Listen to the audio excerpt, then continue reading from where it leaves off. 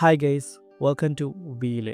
വർഷം 1961 ഏപ്രിൽ 12 ലോകത്ത് പുതിയൊരു ചരിത്രം എഴുതപ്പെട്ട ദിനം. പണ്ടത്തെ സോവിയറ്റ് യൂണിയൻ വെറും 27 വയസ്സ് മാത്രം പ്രായമുള്ള, എപ്പോഴും എല്ലാവരെയും ചിരിച്ചുകൊണ്ട് മാത്രം വരവേൽക്കുന്ന ഒരു യുവാവ് മനുഷ്യ ചരിത്രത്തിലെ തന്നെ നാഴികക്കല്ലുകളിലൊന്നായ ഒരു മഹത്തായ യാത്രയ്ക്ക് തയ്യാറായി. അന്നുവരെ മനുഷ്യ ചരിത്രത്തിൽ ആരും എത്തിച്ചേരാത്ത ബഹിരാകാശത്ത് എത്തിച്ചേരുക എന്നതായിരുന്നു അവൻ്റെ ദൗത്യം. ആ യുവാവിൻ്റെ പേര് യൂറി അലക്സിയോവിച്ച് ഗഗാറിൻ. അവൻ്റെ ദൗത്യത്തിൻ്റെ പേര് വോസ്റ്റോക്ക് 1. വർഷം 1934 മാർച്ച് 9 സോവിയറ്റ് യൂണിയന് കീഴിലുണ്ടായിരുന്ന ക്ലുഷിനോ എന്ന ചെറു ഗ്രാമത്തിൽ ഒരു നിർധന കുടുംബത്തിലായിരുന്നു ഗഗാറിൻ്റെ ജനനം. സ്നേഹമുള്ള മാതാപിതാക്കൾക്കാണ് ജനിച്ചതെങ്കിലും ഗഗാറിൻ്റെ ബാല്യം അത്ര മധുരം നിറഞ്ഞതായിരുന്നില്ല. രണ്ടാം ലോക മഹായുദ്ധകാലത്ത് നാസി പട അധിനിവേശം നടത്തുകയും യുദ്ധം വരുത്തിവെക്കുന്ന വിനാശങ്ങൾ എന്തെന്ന് നന്നെ തിരിച്ചറിയുകയും ചെയ്ത ബാല്യകാലമായിരുന്നു ഗഗാറിൻ്റെത്. പക്ഷെ അങ്ങനെയാണെങ്കിലും യന്ത്രങ്ങളോട് വല്ലാത്തൊരു പ്രണയമായിരുന്നു ഗഗാറിന്. ഇതിനെ തുടർന്ന് ടെക്നിക്കൽ സ്കൂളിൽ തൻ്റെ പഠനം പൂർത്തിയാക്കുകയും ശേഷം വിവിധ ഫ്ലൈറ്റ് ക്ലബ്ബുകളിൽ പരിശീലനം നടത്തുകയും ഒടുവിലൊരു മിലിറ്ററി പൈലറ്റായി ജോലിയിൽ പ്രവേശിക്കുകയും ചെയ്തു. അങ്ങനെ രണ്ടാം ലോക മഹായുദ്ധം അവസാനിക്കുകയും ശീതയുദ്ധത്തിന് ആരംഭം കുറിക്കുകയും ചെയ്തു. 1957 സ്പുട്നിക് വിജയകരമായി വിക്ഷേപിച്ചതോടെ പിന്നെ സോവിയറ്റ് യൂണിയൻ്റെ അടുത്ത ലക്ഷ്യം മനുഷ്യന് ബഹിരാകാശത്തേക്ക് അയക്കുക എന്നതായിരുന്നു.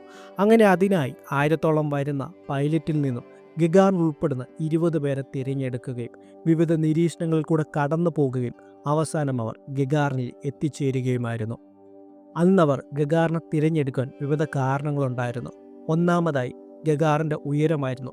ക്യാപ്സ്യൂളിന് ഇടുങ്ങിയ അറയ്ക്കുള്ളിൽ ഒതുങ്ങുവാൻ സാധിക്കുന്ന ഒരു ശരീരപ്രകൃതിയും മാനസികമായി അതിധൈര്യശാലിയായിരുന്നതും അങ്ങനെയുള്ള അനേകം ഘടകങ്ങൾ ഗഗാറിനെ അനുകൂലിക്കുന്നതായി വന്നു.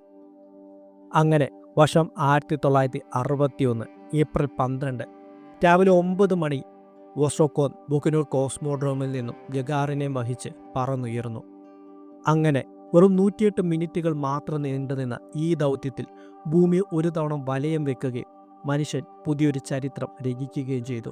ഭൂമിയിൽ നിന്നും 327 കിലോമീറ്റർ ഉയരത്തിലെത്തുകയും 27,400 കിലോമീറ്റർ വേഗതയിൽ സഞ്ചരിക്കുകയും ചെയ്ത വോസ്റ്റോക്കിനെ അന്ന് നിയന്ത്രിച്ചത് സിറിയസ് എന്ന അതിൻ്റെ കമ്പ്യൂട്ടർ സമ്പ്രദായമായിരുന്നു.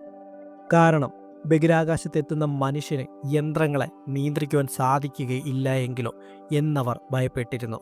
അങ്ങനെ 108 മിനിറ്റുകൾക്ക് ശേഷം ഭൂമിയിൽ തിരികെ പ്രവേശിക്കുകയും വോൾഗ നദിയുടെ മുകളിൽ 7 കിലോമീറ്റർ ഉയരത്തിൽ വെച്ച് പാരച്യൂട്ടിൻ്റെ സഹായത്തോടുകൂടി ഗഗാറിൻ ഒരു കാർഷിക ഗ്രാമത്തിൽ തിരികെ എത്തുകയും ചെയ്തു.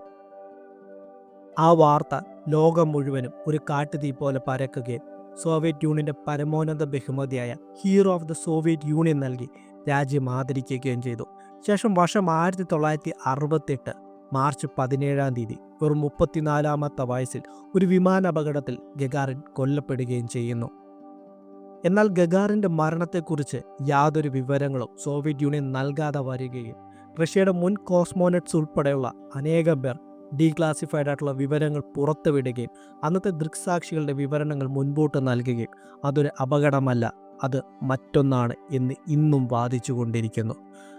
അപ്പോൾ ഇതാണ് ഗഗാറിൻ്റെ കുറിച്ചുള്ള വളരെ ചെറിയൊരു വീഡിയോ. അപ്പോൾ ഞാൻ ഈ വീഡിയോ കൺക്ലൂഡ് ചെയ്യുന്നതിന് മുമ്പ് നമ്മുടേത് വളരെ വളരെ വളരെ വളരെ ചെറിയ ചാനലാണ്. നിങ്ങളുടെയൊക്കെ സപ്പോർട്ട് ഉണ്ടെങ്കിൽ മാത്രമേ നമുക്ക് മുൻപോട്ട് പോകാനായിട്ട് സാധിക്കുകയുള്ളൂ.